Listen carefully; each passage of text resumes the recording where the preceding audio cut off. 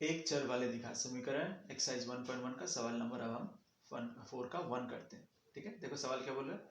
a minus two x square plus 3x plus 5 equal to 0 होने पर a के किस मान के लिए द्विघात समीकरण नहीं होगा।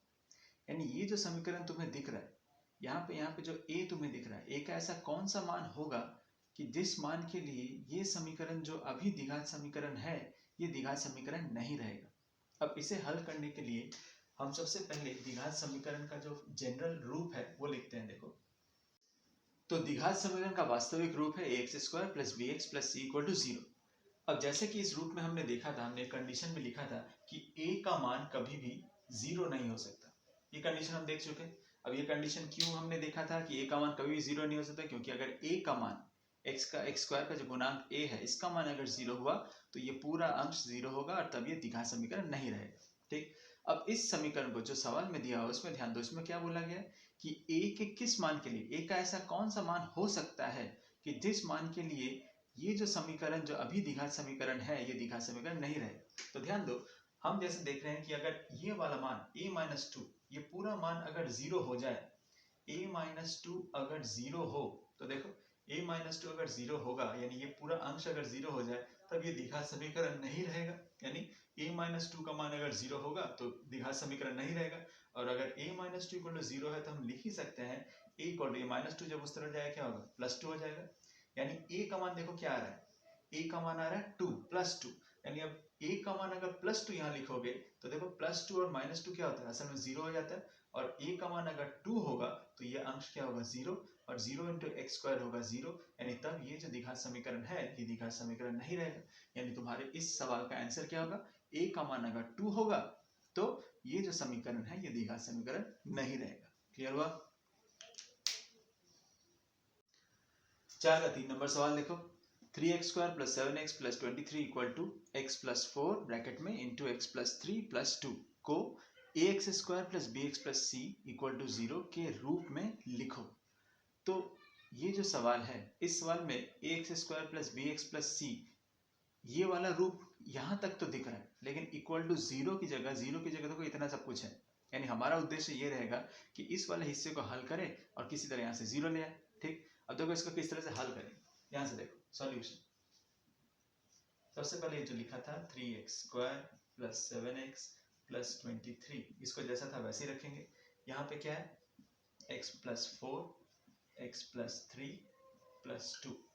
ठीक, इस वाले हिस्से को ऐसे रखेंगे, कुछ नहीं करेंगे। इस वाले हिस्से में जो ब्रैकेट था, ब्रैकेट खोलेंगे और एक एक करके इंटू करेंगे। x के साथ पहले x को, x के साथ 3 को, 4 के साथ x को और 4 के साथ 3 को गुना करेंगे, जिस तरह से तुमने क्लास 9 में सीखा। तो होगा क्या, x square plus 3x plus 4x plus 12 plus 2 बाहर, x स्क्वायर 3x और 4x होगा तुम्हारा 7x, और ये प्लस 12 और ये 2 मिलकर क्या होगा 14।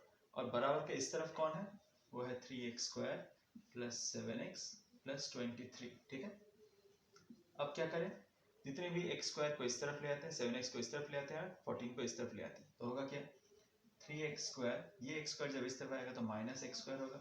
यहाँ देखो, यहाँ प्लस 7x है, ये वाला 7x जब इस तरफ आ जाएगा तो माइनस 7x होगा। यहाँ है प्लस 23, ये प्लस 14 जब इस तरफ आएगा तो होगा माइनस 14 और इक्वल टू रह गया 0। अब ये जब हल करेंगे तो 3x स्क्वायर और माइनस स्क्वायर x स्क्वायर होगा 2x स्क्वायर, 7x और 7x कट गया, बचा क्या 0। और यहाँ 23 में से 14 गया, कितना आएगा तुम्हारा 6 3 9 9 आएगा, यानी प्लस 9 इक्वल टू 0। अब ध्यान दो, ये जो समीकरण तुम्हें दिखा, क्या ये ax square plus b x plus c के रूप में है? तो जाहिर सी बात है, तुम इसको लिख ही सकते हो। इस पूरे समीकरण को तुम लिख सकते हो 2x square plus 0 into x plus 9 equal to 0। अब अगर ऐसा लिखोगे तो तुम आसानी से देख सकते हो, ये जो समीकरण तुमने लिखा, ये तुमने लिख लिया ax square plus b x plus c equal to 0 के रूप में सजा लिया। यहाँ पे a का मान कितना है 2, b का मान है 0 और c का मान है 9 प्लस 9। ठीक, तो ये तुमने, ये है तुम्हारे सवाल का हल, जहाँ पे तुमने सवाल जो था, जो द्विघात समीकरण के रूप में फिलहाल नहीं लग रहा था, लेकिन उसे हल करके तुमने द्विघात समीकरण के रूप में उसे सजा लिया। क्लियर हुआ। अब अगर इसी सवाल में तुमसे पूछा होता कि x स्क्वायर का गुणांक क्या है, एक्स स्क्वायर जो है उसका गुणांक क्या है, तो एक्स स्क्वायर का गुणांक कौन है, देखो 2, जो यहाँ पे जनरल फॉर्मूला में एक्स स्क्वायर का गुणांक a है, a का मान कितना है 2। अगर यहाँ माइनस रहता, मान लो यहाँ पे माइनस अगर रहता, तब एक्स स्क्वायर का गुणांक क्या होता, -2। ठीक है, x का गुणांक क्या है, x का गुणांक है 0, क्योंकि b का मान 0 आ रहा है, और c की जगह कौन है, c की जगह है 9। क्लियर हुआ, समझ में? तो इसी तरह से 4 के दूसरे सवाल भी हल करो। 5 का 2 नंबर सवाल देखते हैं। दो क्रमिक विषम संख्याओं का गुणनफल 143 है। तो सबसे पहले क्रमिक और विषम, इसका मतलब हम जान लेते हैं। क्रमिक का मतलब है एक के बाद एक, जैसे अगर 1 के बाद 2 के बाद 3 के बाद 4, ये सब क्रमिक संख्या, एक के बाद एक जो आता है। विषम संख्याओं का मतलब है ऑड नंबर। ऑड नंबर जैसे उदाहरण अगर दिए, जैसे 1, 3, 5, 7, 9, 11, ये सारे के सारे विषम संख्या है, ऑड नंबर है। इन विषम संख्याओं में एक खास बात है, ध्यान से देखो। हर विषम संख्या, जैसे 3 1 से 2 बड़ा, 5 3 से 2 बड़ा, 7 5 से 2 बड़ा, यानी कोई भी विषम संख्या अगर हम मान लेते हैं कि पहली दो क्रमिक विषम संख्याओं के बारे में बोला है, तो हम अगर माना पहला विषम संख्या, पहली विषम संख्या को अगर हम x मानेंगे, तो दूसरा विषम संख्या कौन सा कहलाएगा, देखो पहला अगर x है तो दूसरा क्या, उससे 2 बड़ा है, तो दूसरा संख्या होगा क्या, x + 2 होगा। ठीक, पहली विषम संख्या अगर x होगी तो दूसरी होगी x + 2, क्योंकि हर विषम संख्या दूसरे से 2 बड़ा है, इसलिए x + 2। ठीक, तो इन दोनों का गुणनफल, देखो दो क्रमिक विषम संख्याओं का गुणनफल दिया हुआ 143, यानी प्रश्न अनुसार हम लिख सकते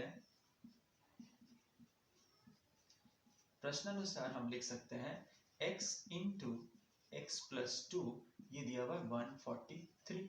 ठीक, और इन 5 सवाल है, उसमें हमें करना क्या है, ये जो लाइन दिया हुआ है, दो क्रमिक विषम संख्याओं का गुणनफल 143 है, इस सवाल से हमें एक द्विघात समीकरण बनाना है।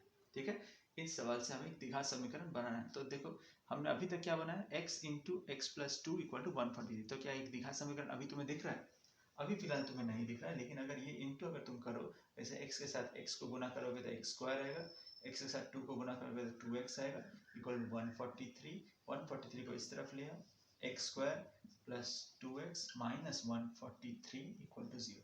देखो ये बन गया तुम्हारा एक द्विघात समीकरण। ठीक, तो यही हो गया तुम्हारा आंसर, जहां तुम्हें एक द्विघात समीकरण बनाना था। क्लियर हुआ? 5 का 3 नंबर सवाल देखते हैं। दो क्रमिक संख्याओं के वर्ग का योग है 313। अब यहाँ बोला है दो क्रमिक संख्या, इसके पहले हमने देखा था दो क्रमिक विषम संख्या, यहाँ सिर्फ बोला दो क्रमिक संख्या। और क्रमिक संख्या का उदाहरण हमने देखा 1 2 3 4, 1 2 3 4 5 6 7 8, यानी एक के बाद एक जो आ रहा है। यानी पहली अगर, यानी फर्स्ट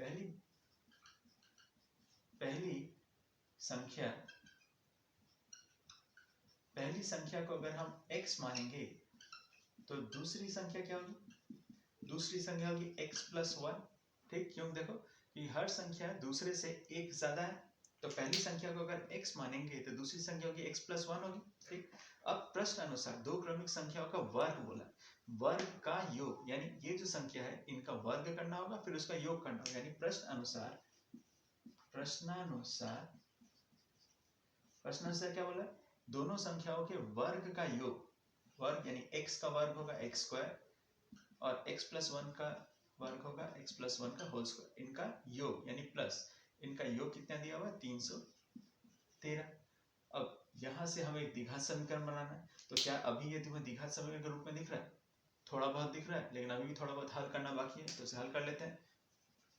x² को x² ही रखते हैं, यहाँ a + b होल स्क्वायर में से तोड़ते हैं, तो क्या आएगा, x² + 2ab यानी 2x + 1² यानी 1 = 313। ठीक, अब x² और x² जुड़ के होगा 2x², 2x को 2x ही रखते हैं, ये 313 जब इधर आएगा तो क्या होगा, 1 - 313 होगा = 0, यानी 2x² + 2x और 1 - 313 का -312 = 0। तो बन गया तुम्हारा द्विघात समीकरण। ठीक, हो गया 5 का 3। क्लियर हुआ? 6 का 2 नंबर देखते हैं। कोई व्यक्ति 80 रुपए में कुछ किलोग्राम चीनी खरीदा, यदि उसी रुपए में यानी 80 रुपए में ही वे 4 किलोग्राम चीनी अधिक पाते, तो चीनी का प्रति किलोग्राम दर 1 रुपए कम होता। अब इस स्टेटमेंट का, इस सवाल का हमें द्विघात समीकरण बनाना है। ठीक, अब सवाल को हम 2-3 बार अच्छे से पढ़ेंगे तो ये सवाल हमें क्लियर होगा। ध्यान से देखो, कोई व्यक्ति, किसी ने भी 80 रुपए में कुछ किलोग्राम चीनी खरीदा। कुछ किलोग्राम, कितना किलोग्राम खरीदा नहीं मालूम, तो हम कुछ मानेंगे। खैर, तो एक व्यक्ति ने 80 रुपए में कुछ किलोग्राम चीनी खरीदा। यदि उसी रुपए में, यानी जितना रुपए वो पहले दे रहा था, पहले कितना दे रहा था, 80 रुपए दे रहा था, उसी रुपए में वह 4 किलोग्राम चीनी अधिक पाते, यानी पहले जितना किलोग्राम उसने लिया था उससे 4 किलोग्राम और ज्यादा, 4 किलोग्राम चीनी अधिक पाते, तो चीनी का प्रति किलोग्राम दर, यानी चीनी का जो दर था प्रति किलोग्राम, हर केजी का जो दर था वो 1 रुपए कम हो जाता। क्लियर हुआ? अब यहाँ पे देखो सवाल को हल कैसे करेंगे। सॉल्यूशन देख, तो सबसे पहले हम मान लेते हैं कि माना कि पहले 80 रुपए में x किलोग्राम, x केजी चीनी मिल रहा था। 80 रुपए में x केजी मिल रहा था। ठीक, 80 रुपए में x केजी, तो बोलो तो 1 केजी कितने रुपए में मिलेगा? 1 केजी कितने रुपए में मिलेगा? 80 बटा x रुपए में। क्लियर हुआ? यहां तक समझ में आया? अगर 80 रुपए में x किलोग्राम मिलेगा, ठीक, तो 1 किलोग्राम कितने रुपए में मिलेगा? 80 बटा x रुपए में। क्लियर? समझ में आया? अब सवाल में क्या बोला है, प्रश्न अनुसार क्या बोला है, यदि उसी रुपए में, यानी अब क्या हुआ है, अब देखो क्या हुआ, अब 80 रुपए में कितने मिल रहा है? x किलोग्राम पहले मिल रहे थे, लेकिन अब क्या बोला है प्रश्न अनुसार, x प्लस 4 किलो मिल रहा है, x प्लस 4 किलो चीनी मिल रहा है। ठीक, पहले जो 80 रुपए में x किलोग्राम मिल रहा था, लेकिन प्रश्न अनुसार अब क्या बोल रहा है, एक 80 रुपए में ही पहले की तुलना में और 4 किलो, यानी x प्लस 4 किलो चीनी अधिक मिल रहा है, तो प्रति किलोग्राम कितना रुपए पड़ रहा है, यानी प्रति किलोग्राम 1 kg कितना पड़ रहा है? 80 बटा x प्लस 4 रुपए में। क्लियर? यानी पहले 1 किलो का दाम पड़ रहा था 80 बटा x रुपए, अब 1 किलो का दाम पड़ रहा है 80 बटा x प्लस 4 रुपए। ठीक, अब प्रश्न अनुसार क्या बोला हुआ है, फिर से ध्यान से देखो, प्रश्न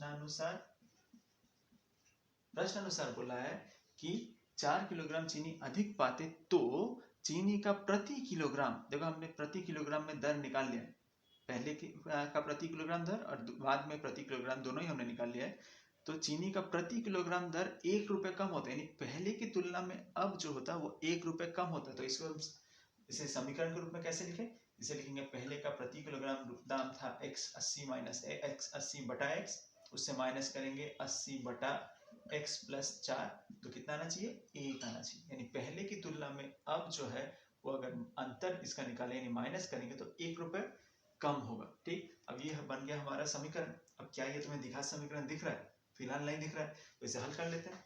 हल करने के लिए क्या करेंगे, लसन ले लो, नीचे आएगा x इंटू एक्स प्लस 4, इससे ये डिवाइड होगा तो x कटेगा तो बचेगा ये, यानी इंटू होगा 80 x plus 4 minus 80x। Normal जैसे 9 में तुमने सीखा था वही हमने किया है। ये नीचे वाला हिस्सा इधर जाएगा, बराबर का उस तरफ, तो 1 से गुना होगा, और यहाँ पे हम इसको ब्रैकेट खोल लेंगे तो आएगा कितना, देखो 80x प्लस 320, 4 इंटू 80 करेंगे तो 320 माइनस 80x इक्वल टू, ये वाला हिस्सा जब इस तरफ जाएगा तो होगा x प्लस 4। ठीक है, दोबारा गुना कर देखो, प्लस 80x और माइनस 80x ये कट गया, यहाँ क्या बचा है 320, यहाँ क्या बचेगा, x के साथ जब गुना करेंगे तो x स्क्वायर प्लस 4x। ठीक है, अब इस 320 को उस तरफ ले आते हैं तो क्या होगा, x square plus 4x minus 320 बराबर 0। तो ये बन गया तुम्हारा द्विघात समीकरण। क्लियर हुआ? तो सवाल को पढ़ के उसका हल हमने किया, उसका सबसे पहले समीकरण बनाया, समीकरण को हल करके द्विघात समीकरण बना दिया। ठीक, हमें बस यहीं तक करना है, इसको फिर हल करने की जरूरत नहीं है। अभी अभ्यास 1.1 में सिर्फ हमें सवाल से समीकरण, द्विघात समीकरण किस तरह से बनता है ये हम सीखेंगे। तो ये हमने सीखा इस सवाल में। अगला सवाल देखते हैं। अब देखते हैं हम लोग 6 का 3 नंबर। देखो क्या कह रहा है, 2 स्टेशन के बीच की दूरी 300 किलोमीटर है। एक रेलगाड़ी पहले स्टेशन से समान वेग से दूसरे स्टेशन की तरफ गई। यदि उसका वेग 5 किलोमीटर प्रति घंटा अधिक होता तो उसे दूसरे स्टेशन पर पहुंचने में 2 घंटा कम समय लगता।